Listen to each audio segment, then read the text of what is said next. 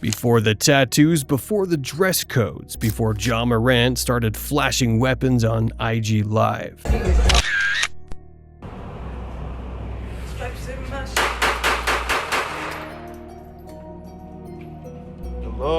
There was a time when hip-hop and the NBA were soulmates. Two worlds, one powered by rhythm. Music plays.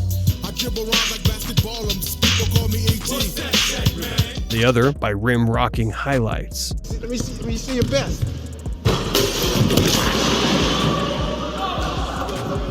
Both born from struggle, style, and the streets. And when they finally merged, it was magic. In the late 80s and early 90s, the NBA was still corporate, structured, buttoned up. Larry and Magic saved it. Jordan globalized it. But it wasn't until hip-hop entered the paint that basketball finally had a soundtrack. It wasn't just about playing, it was about how you played.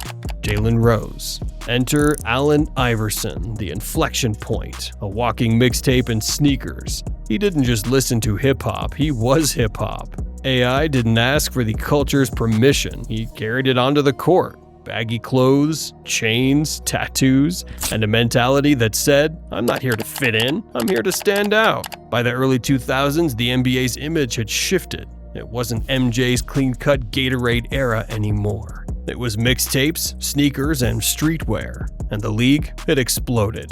Ticket sales rose. Merchandise blew up. Young fans finally saw themselves on screen, not just in how players hooped, but in how they moved. The tunnel walk became a fashion show. Pre-game warm-ups felt like freestyle sessions. Post-game interviews had more slang than SportsCenter could translate. The NBA needed flavor. Hip-hop was the flavor. Steven Jackson. The positive side of the culture gave the NBA its edge. Swagger, style, individuality. Players stopped being just athletes. They became brands. And for a moment, it felt perfect. Because as history always reminds us, every love story has a turning point. At first, it was just style. Baggy jeans, mixtapes in the locker room, jerseys over hoodies, a nod to where you came from. But somewhere along the way, it stopped being homage and started becoming persona. Everyone wanted to be the culture, but not everyone knew what came with it. Kobe tried rap, Shaq actually went platinum. Iverson, he dropped a track so raw the NBA tried to erase it. He got game and a Glock. Iverson's unreleased lyric, 40 bars. That bar shook the league. Sponsors panicked. David Stern called him into a private meeting. The message was clear. You can wear the look, you can't live the life. But for a generation raised on hip-hop, the life is what made it real. Rappers didn't just spit bars, they survived poverty, pain, street politics. Their music wasn't entertainment, it was evidence. Yeah, this album is dedicated to all the teachers that told me I never amount to nothing. And to some NBA players, that sounded like something to replicate. Suddenly, being a hooper wasn't enough. Now, you had to be a shooter on and off the court. It was no longer ball player who loves rap. It was ball player who thinks he's in a rap video. And when identity gets blurred, so does judgment. The lifestyle became a costume. And the problem with costumes, eventually you forget who you were before you put it on. It started with rhymes, it ended with repercussions. They weren't imitating music anymore. They were rehearsing a downfall. This wasn't a freestyle. This wasn't a verse. What happened here was real. 1 second, he was the face of the league's future. The next, the face of a suspension notice. Ja Morant, 25 points per game, all-star, leader of a rising Grizzlies squad, a walking highlight reel, until he picked up the wrong kind of heat. One video, then another, then another. I'm sorry for disappointing y'all. Ja after his first suspension. But the league had seen this movie before. Gilbert Arenas, superstar, franchise player, hold out actual firearms in the Wizards' locker room over a card game. Both players suspended, careers derailed. Gilbert never recovered. The NBA started watching everything closer. But fast forward to now, social media's made the weapon more dangerous. Not the gun, the phone. Steven Jackson spoke up for the culture, played with fire. Arrested in 2006 for firing a gun outside a strip club, He later said, "I was trying to be what rap told me I should be. And that's the truth hiding underneath it all. Some players aren't imitating rappers, they're imitating what rappers pretend to be. In a league built on image, what you post becomes who you are." And that's where hip-hop's dark mirror comes in. Because the wrong message gets amplified. Guns equals toughness. Violence equals realness. Recklessness equals respect. After his second suspension, Adam Silver didn't just speak as commissioner, he spoke as a man trying to save a generation. It's not just about Ja, it's about what this says to every kid watching him. And the truth is, hip-hop didn't make these players pick up guns, but it glorified the ones who did. You can't separate the art from the action. When the action goes live, it doesn't happen overnight. Nobody wakes up saying, "Today I'll blow it all." It starts small. A chain, a bottle, a room full of people who laugh too hard at your jokes. Lamar Odom, NBA champion, 6th man of the year, married to a Kardashian, living like a rap lyric. Until he almost died in a Nevada brothel. In his prime, he was one of the most gifted players on earth. Bryant to Odom, throws it down, and a foul!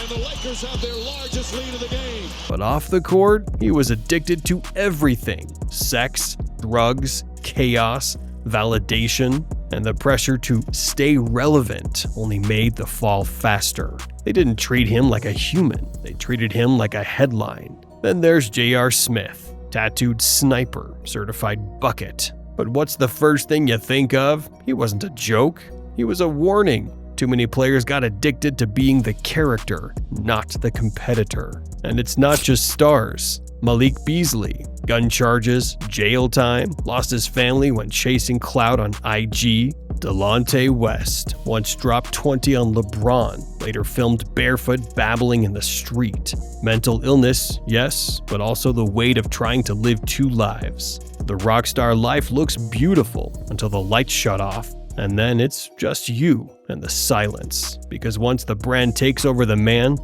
dies quietly. Laughed at the time. But beneath the meme was real pain. This isn't about the weed. This isn't about the parties. It's about chasing status like it's a championship. Trying to live a rap song you don't understand until it consumes you. The NBA doesn't have a drug problem. It has an identity crisis. Once upon a time, players wanted record deals. Now, they're getting rap sheets. The music said, get the bag, get the fame, get out. But for some players, they got in too deep. Miles Bridges wasn't just a rising star, he was also dropping rap songs about guns, gang ties, and smashing ops. Then came the domestic violence charges. Suspended, fined, image shattered. I'm just rapping what I live. Sometimes that's the problem. Malik Beasley, arrested for waving a rifle at a family outside his house. Charged with threats of violence. Sentenced to 120 days in jail. All while dropping mixtapes in his spare time. What used to be marketing turned into evidence. And let's not forget the older ghosts in the room. Delonte West, arrested with a duffel bag full of weapons. Spiraled from NBA starter to viral tragedy. The internet laughed, but it wasn't funny. Steven Jackson, Javaris Crittenton, Sebastian Telfair, Ben Gordon, the list keeps growing. Not just guys making mistakes, but men acting out a persona they thought was power. Because when hip-hop says, "I'm realer than the league," some players feel like they have to prove it. But proving real has a cost. It's not just your image, it's your freedom. And the league, it's been stuck in the middle, caught between the culture it profits from and the chaos it keeps trying to clean up. The more the NBA embraced the mixtape, the harder it became to ignore the mugshots. It was fun until it wasn't. The NBA had always flirted with hip-hop, but now it was getting burned, and someone had to put the fire out. Enter Adam Silver. Calm, calculated, bald head with $1 billion brand on his shoulders. He didn't walk in with swagger, he walked in with structure. We're not punishing music, we're punishing behavior. But let's keep it real. Silver didn't start the cleanup, he inherited the mop. Back in 2005, after the malice at the palace, David Stern has seen enough. AI's braids, Rashid's throwbacks, Stack Jack's blunt honesty? Too much realness, not enough corporate polish. The goal? Strip away the rapper aesthetic, restore the NBA identity. But the damage was done. The culture had already changed the court. So, Silver didn't try to fight it, he tried to refine it. He leaned into the look, but demanded control over the content. Suspensions for gun posts, fines for fight talk, mandatory image rehab. You can have the drip, just don't bring the clip. And it started working, sort of. A new generation rose with hip-hop in their ears, but discipline in their DNA.